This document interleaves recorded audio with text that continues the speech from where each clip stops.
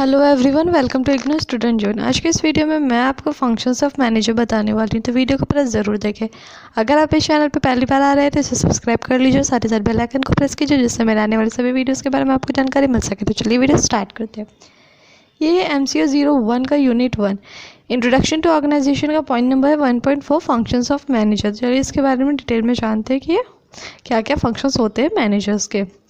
It may be interesting to note that the three terms organization, management and manager are quite different from each other. Yet for practical purpose they are inseparable. We need organization for various purposes as they fulfill different needs of society. Once an organization exists, there is need for establishing sound principles of management for its sufficient and effective functioning. Then for establishing sound principles of management, we need manager who have ability, required skill, proper motivation and satisfaction and never ending zeal to achieve new heights. तो आप लोगों को ये जानकारी होना चाहिए कि जो टर्म होता है, जो ऑर्गेनाइजेशन है, मैनेजमेंट और मैनेजर है, वो एक दूसरे से काफ़ी अलग होता है। पर अगर प्रैक्टिकल पर्पस में देखा जाए तो वो एक दूसरे से बिल्कुल भी अलग नहीं होता। वो तीनों जो टर्म है वो एक ही होता है। हम लोगों को ऑर्गेनाइजेशन का ज़रूरत जो है वो बहुत सारे पर्पस में पड़ता है, ताकि जो सोसाइटी का नीड्स होता है, जो भी डिफरेंट नीड्स होते हैं सोसाइटी के, उसको फुलफ़िल किया जा सके। और जैसे ही एक बार कोई भी ऑर्गेनाइजेशन एग्जिस्ट कर जाता है कोई सोसाइटी में, तो क्या होता है कि उससे जो मैनेजमेंट है, जो प्रिंसिपल है मैनेजमेंट का, वहाँ पे उसका रिक्वायरमेंट हो जाता है, वो इस्टेब्लिश हो जाता है, ताकि जो ऑर्गेनाइजेशन का फंक्शन है वो एफिशिएंटली और इफ़ेक्टिवली हो सके। और तक क्या होता है कि जैसे ही इस्टेब्लिश हो जाता है जो प्रिंसिपल्स है मैनेजमेंट का, मैनेजर जिनके पास जो भी एबिलिटी होती है, रिक्वायर्ड स्किल्स जो है, प्रॉपर मोटिवेशन, सेटिस्फैक्शन, तो वो सारी चीज़ों को वो अचीव करने लग जाता है। उस चीज़ को वो और ज़्यादा अपना यूज़ करने लग जाता है, जिससे कि ऑर्गेनाइजेशन जो है वो बहुत ज़्यादा प्रॉफिट अर्न कर सके, बहुत ही ज़्यादा हाई लेवल पे जा सके। Manager perform certain functions and certain roles. Though the term function and role are used interchangeably, there is technical difference between these two terms. Function is a manager include the assigned task according to the authority level as well according to the job description of the position of the manager. On the other hand, roles indicate what a manager is expected to do as a person of conscientious. तो क्या होता है कि जो manager है वो जो भी फंक्शंस होता है और जो भी उसका रोल होता है वो उसको वो परफॉर्म करता है। जैसे कि जो आप लोग को मालूम होना चाहिए कि जो फंक्शंस होता है, जो टर्म है फंक्शन और रोल जो है वो इंटरचेंजेबली यूज़ होता है, पर फिर भी ये दोनों जो टर्म है फंक्शन और रोल वो कहीं ना कहीं डिफरेंट होता है टेक्निकली। तो जो फंक्शंस होता है वो मैनेजर का, उसमें वो असाइन टास्क आता है जो कि मतलब जो अथॉरिटी लेवल है उसके अकॉर्डिंग, और साथ ही साथ जॉब का डिस्क्रिप्शन आता है मैनेजर के पोजीशन के अकॉर्डिंग, ठीक है। और दूसरी तरफ देखा जाए तो जो मैनेजर जो एक्सपेक्ट करता है एक पर्सन के तौर पे, वो क्या होता है, वो उसके लिए कॉन्साइटेनियसनेस होता है। मतलब क्या होता है कि जैसे जो मैनेजर है, ठीक है, तो वो उसको जो भी ड्यूटीज का दिया गया है कि मेन देखिए मैनेजर का रोल क्या होता है कि जो भी काम चल रहा है, जो भी काम हो रहा है, कुछ भी फंक्शंस परफॉर्म हो रहे हैं, तो उसके बारे में जानकारी रखना, देखना, करना कि जो भी काम है वो एफिशिएंटली इफेक्टिवली किए जा रहे हैं, ठीक है। तो उसके बदले मैनेजर क्या चाहता है कि उसको सब तरफ से थोड़ा रिस्पेक्ट मिले। उसके जो बॉस होते हैं, जो उसके टॉप लेवल पे होते हैं जो भी लोग, वो उनको थोड़ा सा अच्छा रेम्यूनरेशन दे, अच्छा सैलरी दे। उससे जो लोअर लेवल पे वो उनको अच्छा रिस्पेक्ट दे। तो बदले में लोग कुछ ना कुछ चाहता है। अगर आप कोई भी चीज़ के लिए कुछ करेंगे तो आप इन रिटर्न भी तो हर चाहेंगे ही। कोई आज के ज़माने में ऐसा नहीं है कि कुछ भी करेगा इन रिटर्न कुछ नहीं चाहेगा। Let us learn some more important functions of manager. Main functions of manager include following activity: planning, including creating vision, mission, goal setting, setting objectives, organizing, staffing, directing, communicating, decision making and controlling. Let us discuss them briefly. Planning. The planning function includes those activities which lead to the definition of ends and the determination of appropriate means to achieve the defined ends. Planning is the process by which a manager anticipates the future and discovers alternative courses of action open to them. तो जो planning function होता है वो एक ऐसा activity उसमें आता है जो कि क्या करता है, जो भी एंड्स होता है और साथ ही साथ जो अप्रोप्रिएट कुछ डिटर्मिनेशन होता है, यानी कि जो डिफाइंड एंड होता है उसको अचीव करने के लिए होता है। तो प्लानिंग जो है वो एक ऐसा प्रोसेस है जहाँ पे मैनेजर जो है वो फ्यूचर को एंटिसिपेट करता है, मीन्स फ्यूचर के बारे में जानकारी इकट्ठा करता है कि फ्यूचर में क्या होने वाला, और साथ ही उससे क्या करेगा कि एक अल्टरनेट सोर्स तैयार करेगा ताकि उसके अगेंस्ट एक्शन, उसके लिए एक्शन ले सके। मीन्स फ्यूचर के बारे में पूरा फोरकास्ट करेगा, फिर उसी के अकॉर्डिंग कुछ स्टेप लेगा जाकि आगे जा कर के किसी भी तरह का कोई प्रॉब्लम ना हो सके। Vision refers to creating and articulating a realistic, credible, attractive position of the future of an organization or organizational unit that grows out of and improve upon the present situation. Mission refers to the broad purpose that the society expects the organization to serve. Mission statements are broad and value driven. तो क्या होता है, जो vision होता है वो क्या करता है, वो क्रिएट करता है और आर्टिकुलेट करता है कोई भी रियलिस्टिक, क्रेडिबल और अट्रैक्टिव पोजीशन को फ्यूचर के लिए, कोई भी ऑर्गेनाइजेशन या ऑर्गेनाइजेशनल यूनिट के लिए, जो कि ग्रो करता है और इम्प्रूव करता है प्रेजेंट सिचुएशन के अकॉर्डिंग। और जो मिशन होता है वो एक ब्रॉड पर्पस होता है जहाँ पे सोसाइटी जो है एक्सपेक्ट करता है ऑर्गेनाइजेशन को कि वो सोसाइटी का वेलफेयर के लिए भी कुछ करे। मिशन का जो स्टेटमेंट होता है वो बहुत ही ज़्यादा ब्रॉड और वैल्यू ड्राइवन होता है। Goal refer to a future state of or condition which contributes to the fulfillment of the mission of the organization when they are realized. The goal is relatively more concrete than mission yet less concrete than objective. तो जो गोल होता है वो future state से refer करता है या condition से रेफ़र करता है जो कि कंट्रीब्यूट करता है जो भी ऑर्गेनाइजेशन का मिशन होता है उसको फुलफ़िल करने के लिए। जैसे ही उसको उसके बारे में जानकारी हो जाता है कि मतलब क्या ऑब्जेक्टिव है, क्या जो मिशन है उसके बारे में जैसी जानकारी मिल जाता है उसको पूरा करने के लिए लग जाता है। तो जो गोल है वो बहुत ही ज़्यादा कॉन्क्रीट होता है मिशन से, पर फिर भी ऑब्जेक्टिव से कम कॉन्क्रीट होता है।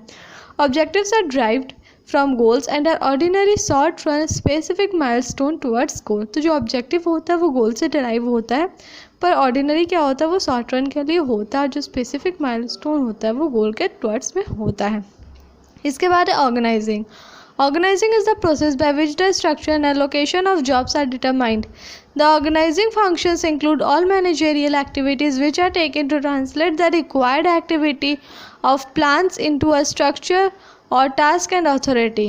The organizing function involves four subsections. तो क्या होता है, जो ऑर्गेनाइजिंग है वो एक ऐसा प्रोसेस है जहाँ पे जो स्ट्रक्चर और जॉब है उसको अलोकेट किया जा सकता है, उसको डिटरमाइन किया जाता है। जो भी स्ट्रक्चर होता है ऑर्गेनाइजिंग का और जो भी जॉब होता है जो अलोकेट किया जाता है उसको डिटरमाइन किया जाता है। जो ऑर्गेनाइजिंग फंक्शन होता है उसमें बहुत जितने भी मैनेजरियल एक्टिविटीज़ होते हैं वो इंक्लूड होते हैं ताकि उसको अंडरटेक किया जा सके और ट्रांसलेट कर दिया जा सके जो भी उसका रिक्वायर्ड एक्टिविटीज़ है प्लानिंग का स्ट्रक्चर में, ताकि उसका जो भी टास्क है उसको जो भी अथॉरिटी दिया गया है उसका वो अच्छी तरह से यूज़ कर सके। तो ऑर्गेनाइजिंग जो फंक्शंस होता है उसमें 4 सब फंक्शंस होते हैं। Defining the nature and content of each job in the organization, determining the basis for grouping the job together, deciding the size of the group, delegating authority to the assigned manager. तो वो क्या करता है, सबसे पहले nature को define करता है और कंटेंट को डिफ़ाइन करता है हर जॉब का ऑर्गेनाइजेशन में। फिर उसके बाद जो भी ग्रुपिंग जो भी जॉब्स होता है उसको बेसिस के हिसाब से ग्रुप करने के लिए वो डिटरमाइन करता है, means determining the basis of for grouping the job. तो बेसिस को डिटरमाइन करता है ताकि जो भी ग्रुप्स है मीन्स जो भी जॉब्स है उसको एक कैटेगरी का जो भी कैटेगरी का उसको अलग अलग इकट्ठा करके रख सके ताकि उनको बाद में जाकर कोई प्रॉब्लम ना हो सके। मीन्स किस चीज़ का के लिए वैकेंसी आया है, किस चीज़ से कौन सा चीज़ एक दूसरे से रिलेटेड है उस चीज़ के रिलेटेड, ठीक है। फिर उसके बाद जो ग्रुप है उसका साइज़ को डिसाइड करता है और फिर साथ ही डेलीगेट करता है अथॉरिटी को असाइन मैनेजर का। फिर staffing, it is the process by which manager select, train, promote and retire subordinate staff. Staffing is concern with entire human resources planning activities done by the manager. तो जो staffing होता है ऐसा process है जहाँ पे मैनेजर जो है सेलेक्ट करता है, ट्रेन करता है, प्रमोट और रिटायर करता है अपने सबऑर्डिनेट्स को। तो स्टाफिंग जो है वो कंसर्न होता है पूरा जो ह्यूमन रिसोर्स प्लानिंग का जो एक्टिविटीज़ है उसके इर्द गिर्द वो कंसर्न होता है मैनेजर्स के द्वारा जो ये सब चीज़ किया जाता है। जैसे देखिए ऑर्गेनाइजिंग में क्या करता है कि जॉब्स को वो डिसाइड करता है कि कौन कौन जगह पे क्या क्या वैकेंसी, कितनी वैकेंसीज किस चीज़ को लेकर के है, तो वो सारी चीज़ वहाँ पे डिसाइड करता है। स्टाफिंग में क्या होता है कि मतलब ह्यूमन रिसोर्स को बुलाया जाता है, उसको सेलेक्ट किया जाता है, फिर ट्रेन किया जाता है, फिर प्रमोट करके बाद में जब उसका एक एज हो जाता है या फिर कुछ भी होता है तो उसको रिटायर कर दिया जाता है। इसके बाद directing, it is the process by which actual performance of subordinates it's guided towards common goals. Supervising is one aspect of this function at lower levels of management. तो जो डायरेक्टिंग होता है वो एक ऐसा प्रोसेस होता है जहाँ पे जो एक्चुअल परफॉर्मेंस होता है सबऑर्डिनेट का वो कॉमन गोल्स के टुवर्ड्स जो है उसको गाइड किया जाता है। तो सुपरवाइजिंग जो होता है वो एक ऐसा एस्पेक्ट होता है इस फंक्शन का जो कि लोअर लेवल ऑफ मैनेजमेंट द्वारा किया जाता है। इसके बाद है communicating, it is the process by which ideas are transmitted to others for the purpose of achieving a desired result. तो कम्युनिकेटिंग जो है वो एक ऐसा प्रोसेस है जहाँ पे जो आइडियाज़ होते हैं उसको ट्रांसमिट किया जाता है, उसको बताया जाता है दूसरों को, ताकि क्या हो सके कि एक अच्छा रिजल्ट मिल सके। जो भी ऑब्जेक्टिव है ऑर्गेनाइजेशन को उसको फुलफ़िल करने के लिए जो भी स्ट्रैटेजी, जो भी प्लानिंग को लेकर के कुछ भी आइडियाज़ वगैरह आता है उसको वो सबके साथ शेयर किया जाता है, उसको सब तक पहुंचाया जाता है ताकि रिज़ल्ट अच्छी तरह से मिल सके और जल्दी मिल सके। इसके बाद है decision making, it is the process by which a course of action is consciously chosen for available alternative for the purpose of achieving a desired result. तो ये एक ऐसा प्रोसेस होता है डिसीजन मेकिंग जहाँ पे क्या होता है कि कुछ एक चूज़ किया जाता है, जो भी अल्टरनेटिव्स उसको दिया जाता है डिज़ायर्ड रिजल्ट को अचीव करने के लिए, जो भी रिज़ल्ट आने वाला है उसको अचीव करने के लिए जो भी अल्टरनेटिव दिया जाता है उसके पास जो भी अवेलेबल होता है उसमें से क्या करता है, उसमें से वो जो बेस्ट होता है वो सेलेक्ट करता है। इसके बाद है controlling, it is the process that measures current performance and guides it towards some predetermined goal. The controlling functions include activities which managers undertake to assure that actual outcomes are consistent with planned outputs. तो क्या होता है कि जो controlling है वो एक ऐसा प्रोसेस होता है जो कि मेजर करता है जो करंट परफॉर्मेंस होता है कोई भी ऑर्गेनाइजेशन का उसको, और साथ ही साथ उसको गाइड करता है जो भी प्री डिटरमाइंड गोल है, जो भी गोल के बारे में वो लोग पहले से सोच के रखे हैं जो अचीव करने के लिए, उसके लिए वो गाइड करता है। तो जो कंट्रोलिंग फंक्शन होता है उसमें एक्टिविटीज़ आता है जहाँ पे मैनेजर्स जो है वो अंडरटेक करता है जो भी वो एश्योर किया हुआ, और साथ ही साथ जो एक्चुअल आउटकम्स होता है प्लान्ड आउटकम्स के साथ उसको वो कंपेयर करता है, मीन्स जो एक्चुअली वो चाहता था और जो अभी रिज़ल्ट निकल करके आया, जो आउटकम्स निकल करके आया है उसको बीच में वो कंपैरिजन करता है। 3 basic condition which exist to undertake control, standards, information, corrective action. तो ये 3 ऐसे बेसिक कंडीशंस है जो कि कंट्रोलिंग के लिए ज़रूरी होता है। सबसे पहले स्टैंडर्ड्स है, फिर इंफॉर्मेशन और फिर है करेक्टिव एक्शन। मतलब कि सबसे पहले देखता है कि क्या रिज़ल्ट आया है, फिर पहला क्या करता है कि मतलब पहले देखता है कि जो पहले का जो रिज़ल्ट था, मतलब पहले हम लोग क्या सोच के रखे थे पहले वो देखता है, फिर क्या रिज़ल्ट आया वो देखता है, फिर उसके बाद में फिर दोनों का कंपैरिजन करता है।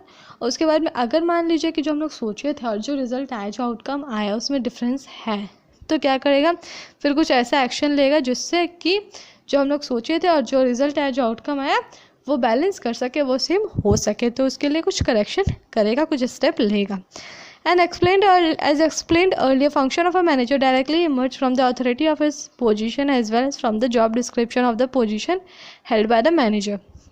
तो हम लोग ये बात पहले पढ़ चुके हैं कि जो फंक्शन होता है मैनेजर का वो डायरेक्टली इमर्ज होता है जो भी अथॉरिटी होता है उससे, और साथ ही साथ जिसका जो पोजीशन होता है, जो अथॉरिटी होता है उसके पोजीशन का, हर इंसान को उसके पोस्ट के हिसाब से वो जहाँ पे है, जो चीज़ का काम कर रहा है उसके हिसाब से उसको अथॉरिटी दिया जाता है। और साथ ही साथ जो उसका जॉब डिस्क्रिप्शन होता है जो पोजीशन पे, उसको क्या करता है मैनेजर हेल्ड करता है। ठीक है, तो ये था कुछ फंक्शंस मैनेजर के। तो आई होप आपको सारी बातें क्लियर हो गई होगी। किसी भी तरह का डाउट रह जाता है तो कमेंट करके कमेंट सेक्शन में ज़रूर पूछें, मैं पूरी कोशिश करूँगी आपके सारे डाउट्स को क्लियर करने के लिए।